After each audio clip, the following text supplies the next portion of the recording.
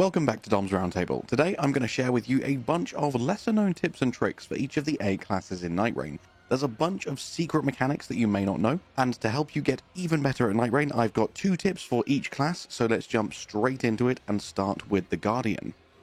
Tip number 1 for the Guardian, you can hold down the button to use your Whirlwind character skill. If you just press it, you will unleash a smaller, shorter whirlwind, but with a slightly quicker animation. This will do around 8 ticks of damage to the enemies around you, and obviously it will suck them all into the center. However, if you hold the button down when you use it, the range is dramatically extended, and now it does around 13 or 14 ticks, and the animation is only slightly longer, so I would advise holding it down every time you want to use it for the bigger, better whirlwind.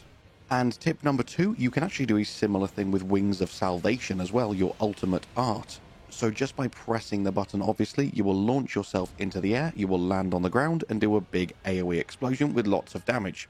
However, if you keep the button held down until you land and then continue to do so, you will brace and adopt this stance. And you and your allies are now protected from attacks, and you have generated a big shield that will even deflect projectiles. And this will stay whilst the last remaining charge of your ultimate art gauge drains down. So depending on the situation, make sure you use this to protect your allies from harm if a nearby enemy or boss is winding up for a particularly devastating attack. Next up, for the Iron Eye, you gain iframes when using marking. Super quickly, if you don't know what iframes are, this is invincibility frames, and literally the same as dodging. If you dodge through an enemy attack, you won't take damage, you are invincible during the animation. Same thing works for marking. So feel free to use this defensively to dodge powerful enemy attacks that would otherwise hurt you.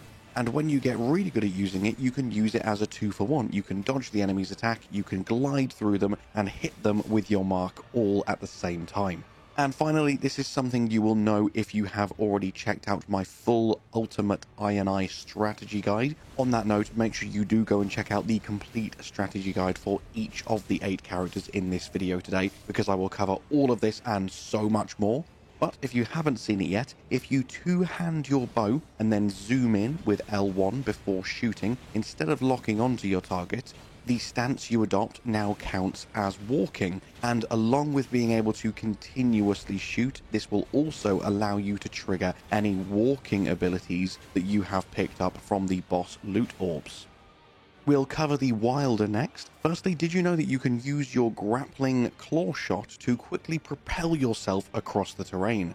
It has a crazy fast cooldown, so use this to get around fast and get from A to B far quicker than any other Nightfarer. This is exceptionally useful if you are playing solo, because then you don't have to worry about getting too far ahead of your team and waiting for them to catch up, and it will allow you to cover huge distances very quickly.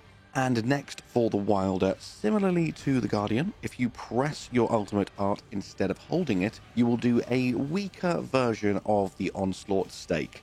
It will only use up just over half of your ultimate gauge, and it still does a respectable amount of damage, meaning you can use it again quicker due to the shorter cooldown. However, please do note that this will propel you backwards, so it's harder to capitalize on if you do stagger your enemy, which 99 times out of 100 you are going to.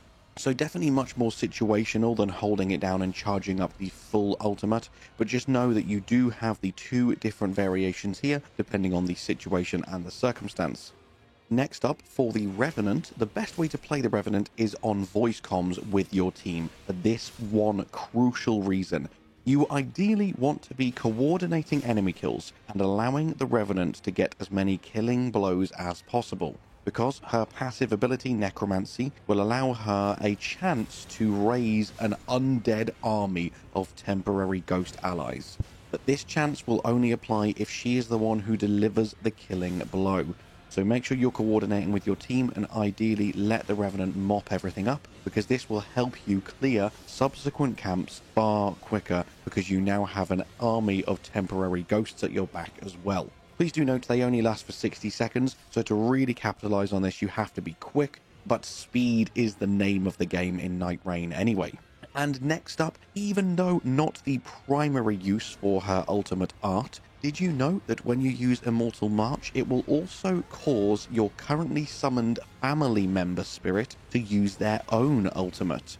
So just before you are planning on using Immortal March for any reason, make sure you quickly glance down at the health bar of your currently summoned family member just before using the ult to make sure that they're not going to die halfway through the animation, because you'll miss out on a big extra chunk of damage. So what it might be worth doing if Frederick is close to dying, for instance, quickly switch out to Sebastian or Helen, then use Immortal March so that you get a 2-for-1 ultimate art. Now let's take a look at two key hidden mechanics for the Duchess. A lesser known use of her passive ability is that you get a huge stamina reduction, not just for dodging, but also for attacking, allowing you to string together far longer chains of attacks than any other class. Pair this with some status inflicting daggers, you have the absolute most god tier bleed, poison, frost procer in the game. And talking of status build-ups, also please do not forget that Restage not only reapplies damage dealt by your allies, not just the Duchess herself, but it will also reapply status build-ups dealt by both you and your allies as well. So if you have a good varied team with lots of different status build-ups, you can combine this to constantly trigger bleed, poison, frost, and rot significantly more often, absolutely probably tripling the damage you would normally deal. Restage is so insanely powerful. Use it all the time in combination with all of the things. Now we'll take a look at the Executor's secret tips. Firstly, don't forget that the Executor's Cursed Sword retains its charge when you have charged it. So it will take 4 or 5 deflects in quite quick succession to charge it up, and it will be very easy to tell visibly when it is fully charged. It starts to glow and you've got these weird tentacle things near the handle. And please do note that this persists even if you switch back to your main weapon and even through death. So even though when the sword has been charged, you can then use the weapon skill to dash forward in a low swing, emitting a wave of gold that deals high damage and stance damage to enemies, doing this will deplete the sword's charge. So sometimes it's more beneficial to save that charge for later, or even just use the Cursed Sword in its charged mode, because light and strong attacks will change slightly, especially charged strong attacks, and the higher level you are, the more added damage they will deal as well. So don't feel like as soon as the Cursed Sword has been charged, you need to use the weapon skill immediately. Sometimes it's better to holster it and save it for later, because you will see physically on your hip it is still charged and ready to go. And the second secret tip for the Executor is that your ultimate art aspects of the Crucible Beast will fully heal you no matter the situation. So use it when you are backed into a corner and being pummeled, to effectively give yourself 2 to 3 free healing flasks worth of HP, because it will fully heal the Executor, then it will almost triple your health bar whilst you are in beast mode. Now as for the Raider, as you probably already knew, when you take damage, your Fighter's Resolve passive will begin to charge up a powerful version of Retaliate.